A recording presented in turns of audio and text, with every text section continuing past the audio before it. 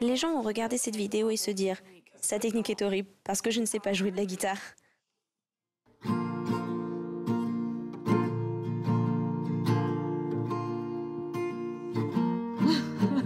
Je ne veux pas chanter. Je pense qu'il peut être très difficile pour un élève de l'enseignement secondaire de s'intégrer, parce que tout le monde veut être aimé et que pour s'intégrer, il faut correspondre d'une certaine façon aux critères du monde. Il faut constamment se rappeler que ce que les autres pensent de nous importe peu. Nous devons nous soucier uniquement de ce que le Seigneur pense de nous. C'est parfois très difficile quand on est entouré de personnes qui ne pensent pas forcément la même chose.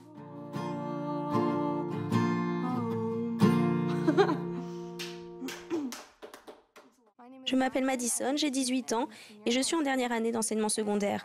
Quand j'étais en première année en faisant le séminaire, j'ai eu une question à propos de Joseph Smith et de la polygamie, alors je l'ai posée. Quand cette question sur Joseph Smith et la polygamie m'est venue à l'esprit, je n'étais pas sûre de la réponse et cela m'a perturbée. J'avais vraiment peur que les autres pensent « Oh, elle pose cette question parce qu'elle n'a pas de témoignage ». Au début, j'avais très peur.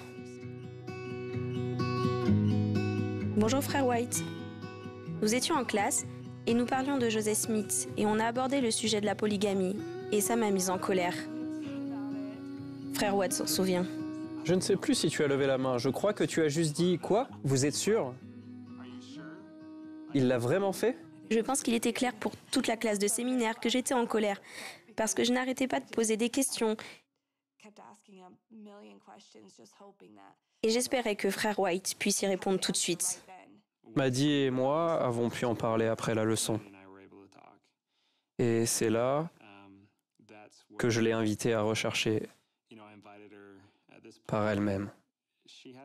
Mais qu'il était important qu'elle le fasse à l'aide de la prière, qu'elle continue ce qu'elle faisait.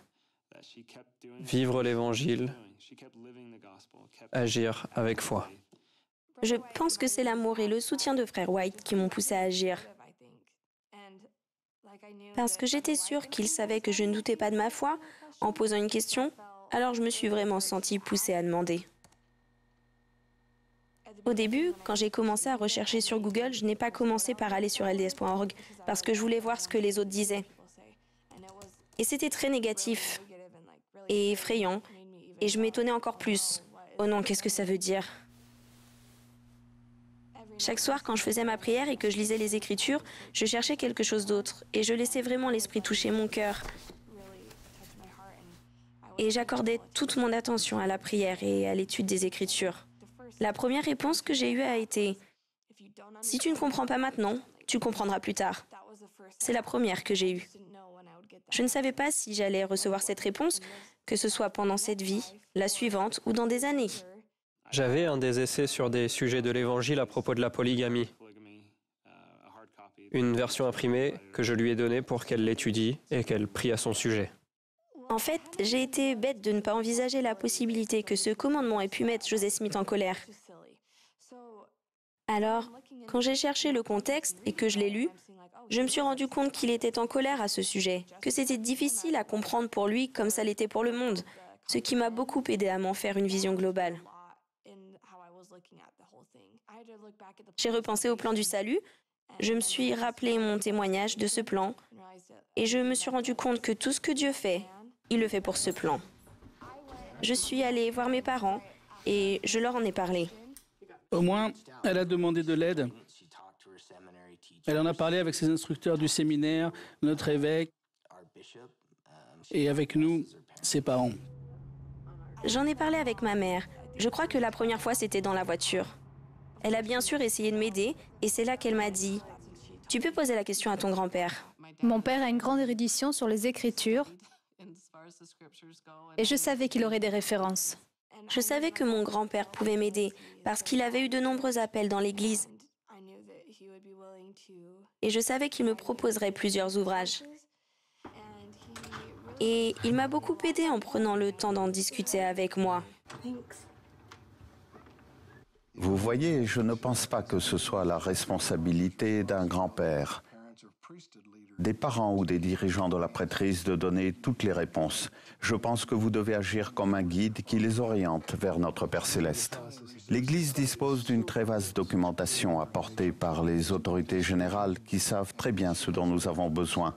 Madison avait également à sa disposition d'autres ressources, les livres et les études.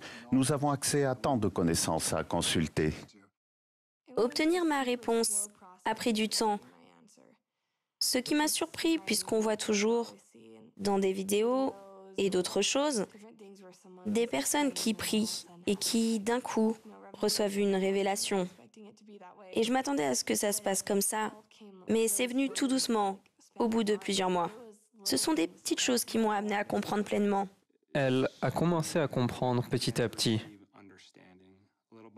jusqu'à ce qu'on puisse voir que, finalement, Maddie avait intégré le fait qu'elle devait aller de l'avant. Désormais, chaque fois que j'ai une question, je suis heureuse de la poser parce que je sais que je recevrai une réponse. Je sais que ça ne sera pas facile, mais je sais que ça en vaut la peine.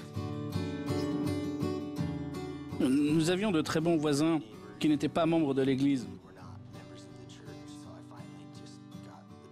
Alors j'ai enfin pris le courage d'aller les inviter à écouter les discussions missionnaires.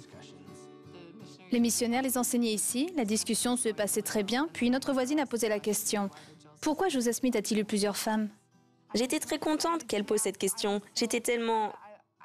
Si je pouvais revoir la scène, je pense que j'avais un grand sourire. Et moi j'ai pensé « Oh non !» Les missionnaires étaient un peu hésitants et à tour de rôle, ils lui ont donné quelques réponses simples. Puis Maddie a dit « Je peux dire quelque chose ?» Et moi, sa mère, j'ai pensé « Qu'est-ce qu'elle va nous sortir ?» Dès qu'elle a posé cette question, j'ai compris que c'était pour elle que je l'avais moi-même posée.